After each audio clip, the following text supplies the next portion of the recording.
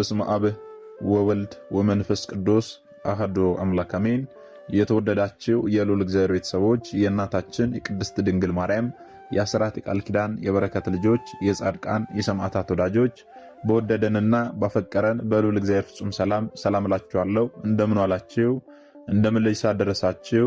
አሜን። እንደ ኃጢአታችንና እንደ በደላችን ብዛት ሳይሆን እንደ ምሕረትና እንደ ቸርነቱ ተመልክቶ እስከ ይሳት ያድርሰን የአባቶቻችን አምላክ ልዑል እግዚአብሔር ስሙ የተመሰገነ ይሁንልን።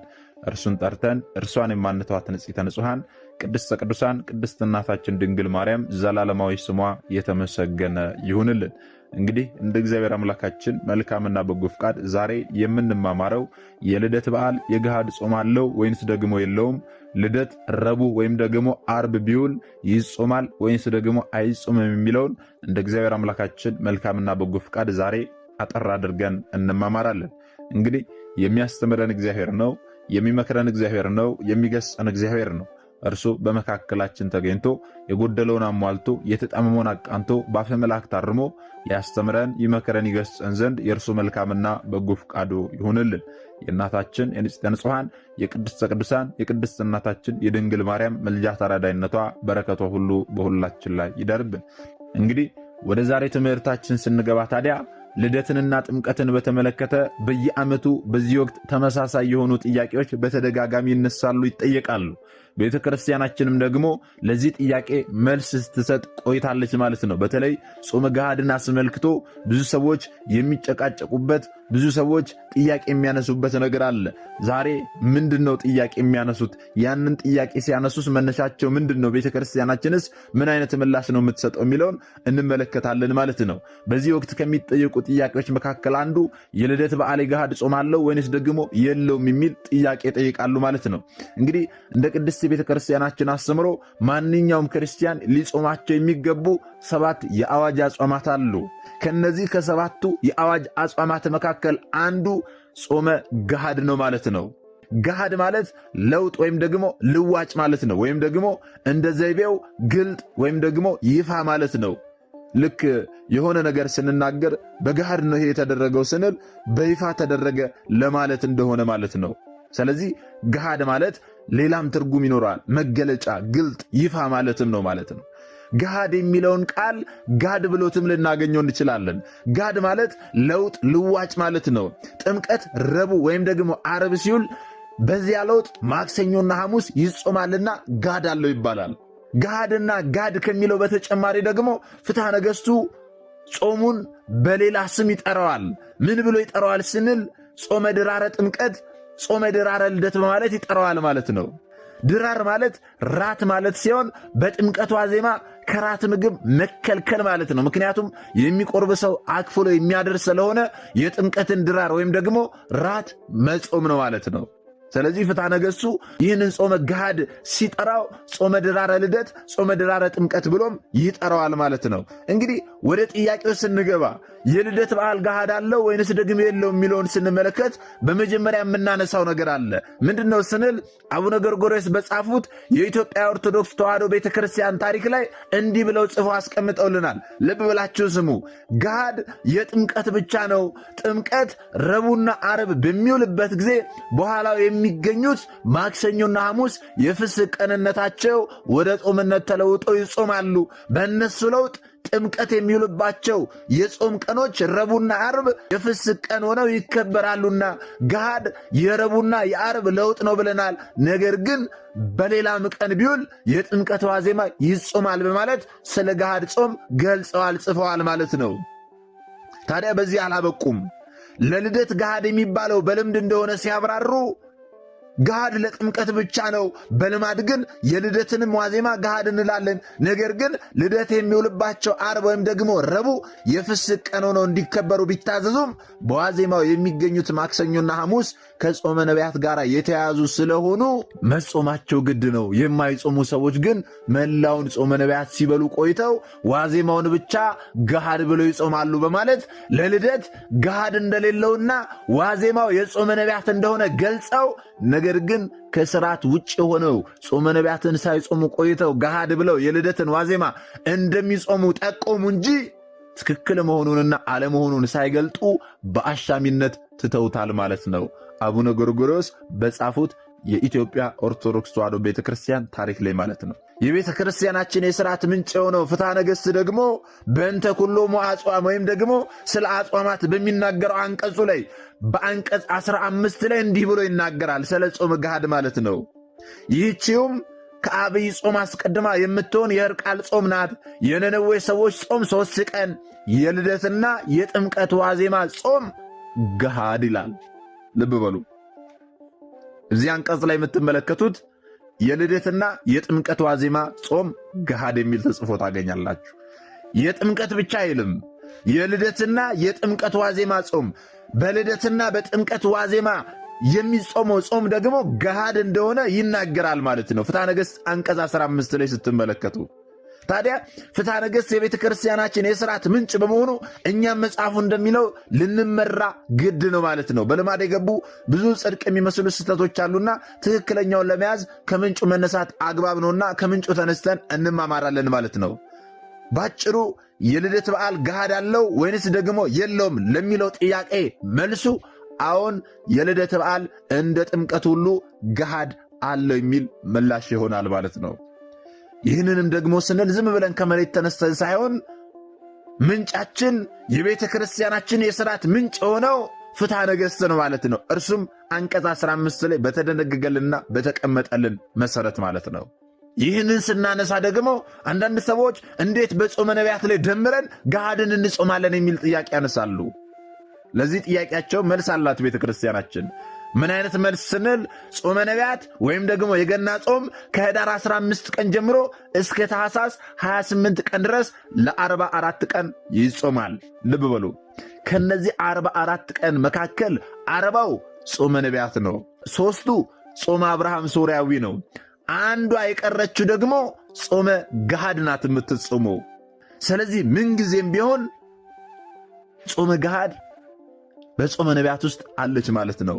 በልደት የሚጾመው የገሃድ ጾም በጾመ ነቢያት ውስጥ ተካቶ ይጾማል ማለት ነው። ይህ ማለት ደግሞ በአብይ ጾም ውስጥ ጾመ ሕርቃልና ሰሞነ ሕማማት ተካተው እንደሚጾሙ ሁሉ በጾመ ነቢያት ውስጥም ደግሞ ጾመ ገሃድ ተካቶ ይጾማል ማለት ነው። በአብይ ጾም ውስጥ ደግሞ ጾመ ሕርቃልና ሰሞነ ሕማማት ተካተው እንደሚጾሙ ፍትሐ ነገሥት አንቀጽ 15 ቁጥር 565 ይናገራል፣ ይደነግግልናል ማለት ነው። ይህንን ስናነሳ ደግሞ አሁንም ሌላ ጥያቄ በአእምሯቸው የሚነሳባቸው ሰዎች አሉ። ምን አይነት ጥያቄ ስንል እንደሚታወቀው በዘመነ ዮሐንስ በዓለ ልደት በታኅሳስ 28 ቀን ነው የሚከበረው። ስለዚህ በታኅሳስ 28 ቀን ነውና የሚከበረው የገና ጾም የሚጾመው ለ43 ቀናት ነውና የዘመነ ዮሐንስ ገና ገሃድ የለውም የሚል ጥያቄ ደግሞ አሁንም ያነሳሉ። ለዚህ ጥያቄያቸውም ደግሞ ቤተ ክርስቲያናችን መልስ አላት። ምን አይነት መልስ ስንል ልደት በዘመነ ዮሐንስም ቢውል አዎ ገሃድ አለው የሚል ምላሽ ነው። እንዴት ካልን ይልቁንም በአብይ ጾም፣ በጾመ ሐዋርያት፣ በጾመ ፍልሰታ፣ በጾመ ነቢያት፣ በጾመ ነነዌ ጾመ ድህነትን ደርበን እንደምንጾም ሁሉ እንደዚሁ ገሃድንም በጾመ ነቢያት ውስጥ ደርበን እንጾማለን ማለት ነው። በአብይ ጾም ወቅት፣ በጾመ ነቢያት ወቅት፣ በጾመ ፍልሰታ ወቅት ላይ ዓርብ ሮብ ጾምን ደርበን ነው የምንጾመው አንድ ላይ። ልክ እንደዛ ሁሉ በዚህ በጾመ ነቢያት ወቅትም ደግሞ ጾመ ገሃድን ደርበን እንጾማለን ማለት ነው። መቼ ስንል በዘመነ ዮሐንስ ታኅሳስ 28 ቀን በሚፈታበት ጊዜ ጾመ ነቢያት 43 ቀን ብቻ በሚሆንበት ጊዜ ማለት ነው። ይህንን በደንብ ልትረዱ ያስፈልጋል። አንድ የታዘብነውና ትልቅ ስህተት የሆነ ነገር ደግሞ አለ። ምንድን ነው ካላችሁ አብይ ጾምን ሳይጾሙ ሰሞነ ሕማማትንና ጾመ ሕርቃልን እንደማይጾሙት ሁሉ ጾመ ነቢያትን ከኅዳር 15 ቀን ጀምሮ ሳይጾሙ ለልደት የገሃድ ጾምን መጾም ጸያፍ ነገር ነው፣ ትልቅ ስህተት ነው። ምክንያቱም አንዳንድ ሰዎች ከኅዳር 15 ቀን ጀምሮ ሳይጾሙ ሥጋ ቤት ያላቸው ጭምር ሥጋ ቤታቸውን ሳይዘጉ ሲሸጡ ይቆዩና ነገ ጾሙ የሚፈታ ከሆነ ዛሬ ገሃድ ናት ብለው ሥጋ ቤታቸውን ዘግተው እነርሱም ገሃድ ነው ብለው ሲጾሙ እንመለከታለን፣ እናስተውላለን። ይህ ደግሞ ፍጹም ስህተት ነው። ፍጹም የሆነ ስህተት ማለት ነው። ቤተ ክርስቲያን ለማይጾም ሰው ብላ የምትሰራው ስርዓት የላትም። ለማይጾም ሰው ገሃድ አለ ማለት ሞኝነት ነው። ጾመ ነቢያትን ሳንጾም ገሃድን ጾመን ልደትን እናክበር ማለት ንስሐ ሳንገባ ሥጋውና ደሙን እንቀበል እንደማለት ያህል ስንፍናና ድፍረት ነው። ስለዚህ በእንዲህ አይነት ተግባር ውስጥ ያላችሁ ሰዎች ቆም ብላችሁ ልታስቡ ልታስተውሉ ያስፈልጋል ወገኖቼ። ይህ ፍጹም ስህተት ስለሆነ ማለት ነው። ከመጀመሪያው ጀምሮ ልትጾሙ ግድ ነውና። ታዲያ ስለዚህ ስለ ጾመ ገሃድ ስናነሳ ብዙ ሰዎች ገሃድ የጥምቀት ብቻ ነው ብለው የሚናገሩ ሰዎች ምንን መነሻ አድርገው እንደሚናገሩና ቤተ ክርስቲያናችን ደግሞ በዚያ ጉዳይ ምን እንደምታስተምር ልናውቅ ያስፈልጋልና ይህን እንዳስሳለን። እኛ ቅድም እንዳነሳ ነው ፍትሐ ነገሥት አንቀጽ 15ን ጠቅሰን ገሃድ ለጥምቀትም ለልደትም ነው ብለናል።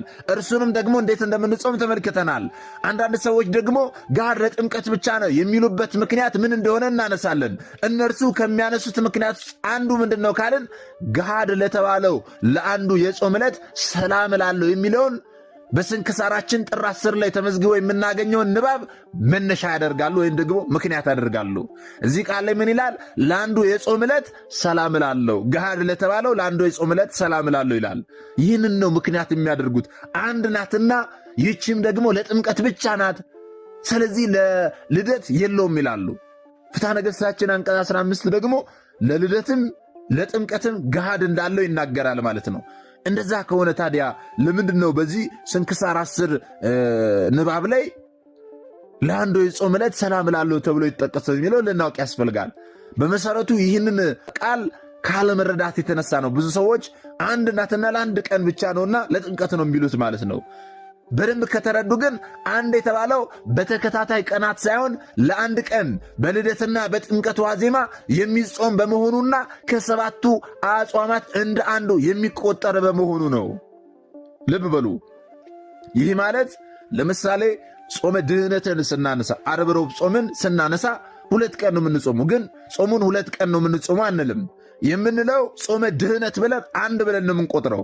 ልክ እንደዛ ሁሉ ለጥምቀትም ለልደትም 2 ቀን እንጾማለን። ግን ይህንን ጾም እንደ አንድ ቆጥረን ጾመ ገሃድ ብለን አንድ ብለን ነው የምንቆጥረው ማለት ነው።